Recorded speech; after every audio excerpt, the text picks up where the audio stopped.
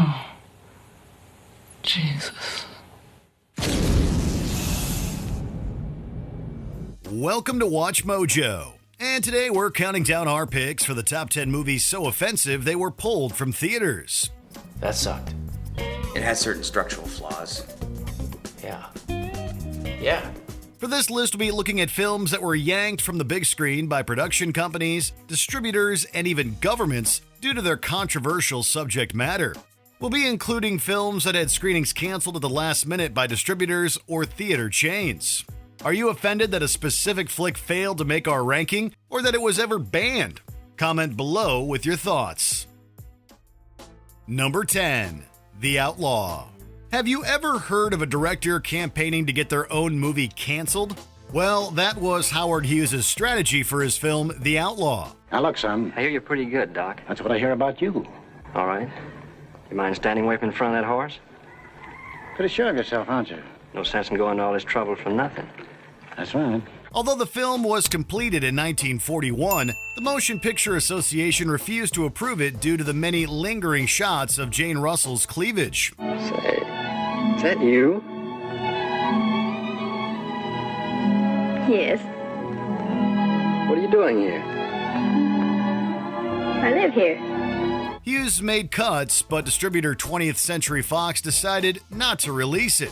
So to drum up public interest, Hughes had staff call up housewives, ministers, and women's clubs to speak out against the scandalous nature of the film. Well, how do you like it? I thought I tied it tighter than that.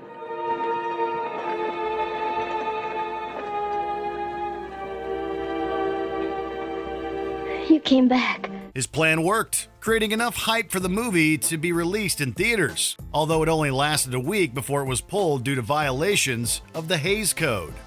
Number 9. Mr. Magoo. Mr. Magoo was a beloved fixture of animation in the mid-20th century, but the same cannot be said of Disney's 1997 live-action remake starring Leslie Nielsen. Mr. Magoo?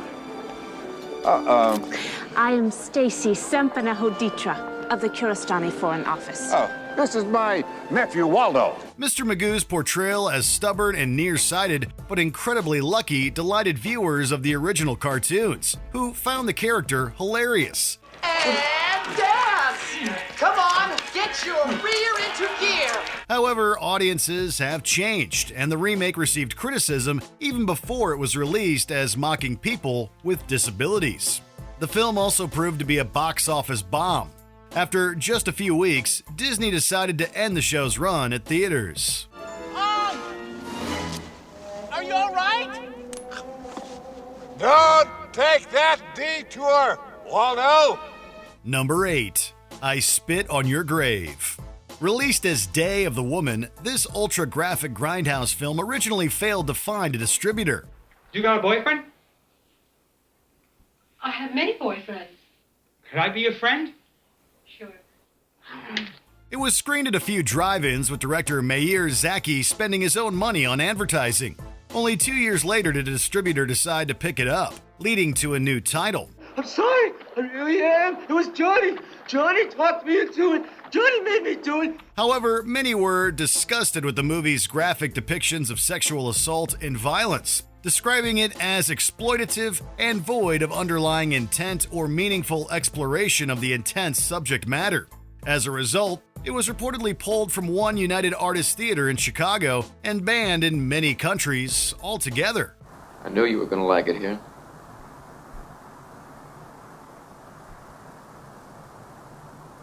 Number 7.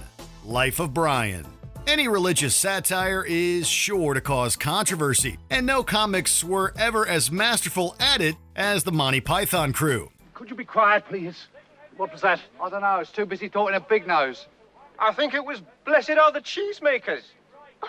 What's so special about the cheesemakers? Well, obviously, it's not meant to be taken literally. It refers to any manufacturers of dairy products. Verily, verily, we say unto you, the comedic sacrilege of Life of Brian and its alternative take on the life of Jesus Christ was a comedy of biblical proportions, and it set the sensibilities of many Christians ablaze. I am not the Messiah, do you understand? Honestly! Only the true Messiah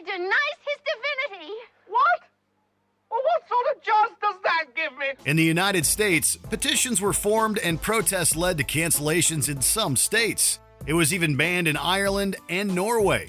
However, the controversy likely contributed to the film's legacy in the end, as it consistently ranks as one of the top comedy movies ever. So always look on the bright side of death. Number 6. Freaks.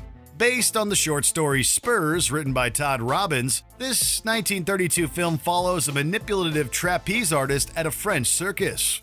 Well, that Cleopatra woman, my Hans. Oh, I cannot tell it. She's still after Hans, ain't she? Yeah, how was she smiling by him? After her schemes against a carnival sideshow performer are exposed, she faces horrific and violent consequences, as does her accomplice. Believe it or not, there she is.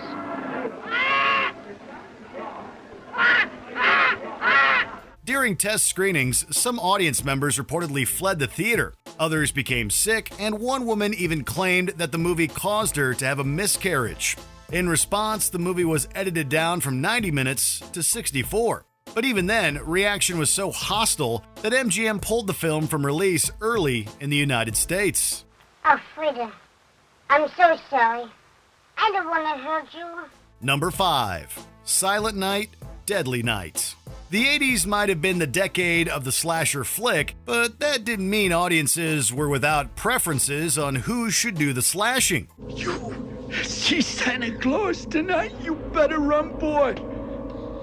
You better run for your life. Silent Night, Deadly Night features a switchblade-wielding, throat-slitting Kris Kringle. For many, watching their beloved holiday hero axe murder people was a bridge too far, and overall kind of made it hard to get into the Christmas spirit. Have you been good? Or have you been naughty? Good. You haven't done anything naughty? No, Santa Claus. Of course, to be fair, the movie doesn't portray Santa as the serial murderer, but a psychopath dressed like Santa. Backlash began before release, however, and the movie ended up getting pulled from theaters after only a short run. Number 4. Postal. While there's always a crowd for political satire, Postal seemed to miss the mark on every level. What the hell is wrong with you people? Duck? I came here for a job. Who'd think that opening an action comedy with the tragic events of 9/11 would be a good idea? Well, look no further than the maligned German filmmaker Uwe Boll, a filmmaker who's made some of the most infamously bad movies in history. I pretty much just play by the rules.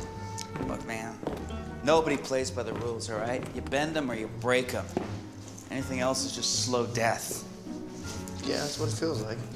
Based on the video game of the same name, Postal was reportedly set to release across 1,500 theaters in the US, but theater distributors ended up pulling out. As a result, it showed in only 21 theaters, and not for long. Number 3. The Last Temptation of Christ. While Monty Python took the comedic route, Martin Scorsese's dramatic portrayal of Christ drew similar ire. Please, I beg you, Judas, don't get in the way. What way? What's happening? Who's doing this? Struggling. The film came with a disclaimer that it was based on the fictional exploration of the eternal spiritual conflict, not the Gospels. But many Christians were outraged by the depiction of a very human Jesus struggling with temptation, including sex. You're here to trick me. Trick you? To love and care for a woman to have a family. This is a trick. Several Christian groups organized protests, and one even orchestrated a terrorist attack, setting fire to a cinema in Paris. Scorsese faced death threats. Several theater chains, including Edwards Theaters, United Artists, and General Cinemas, buckled under pressure and decided not to screen it. What are you doing here? What business do you have here with women, with children? What's good for a man isn't good for God. Number 2. Salo, or the 120 Days of Sodom.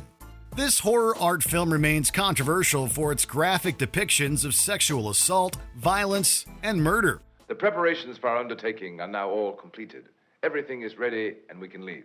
It's also been linked to the murder of its director, Pier Paolo Pasolini, although the case is shrouded in mystery. A critique of authoritarianism, consumerism, and corruption, the film focuses on the abuse of victims. Signore, I beg you to have mercy on a helpless innocent. Think how I suffered because of the death of my mother. Although Salo debuted at the Paris Film Festival and entered Italian cinemas shortly afterward, it only lasted 3 weeks before being pulled and banned. It also received bans in several other countries. Well, the theme of the stories we have heard today suggests to me that we should change or amend the rules we have accepted.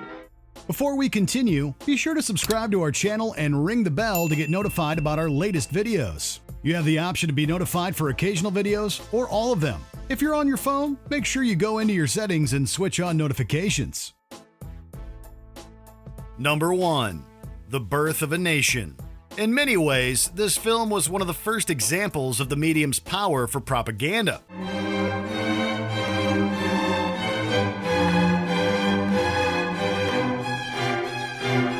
Often described as the most racist movie in Hollywood history, The Birth of a Nation depicts African Americans as ignorant and aggressive, white Southerners as victims, and the Ku Klux Klan as heroes.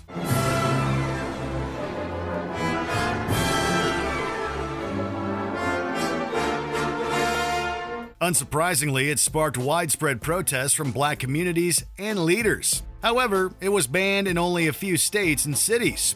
The film's legacy is one of great tragedy, as it revitalized the presence of the Ku Klux Klan in America.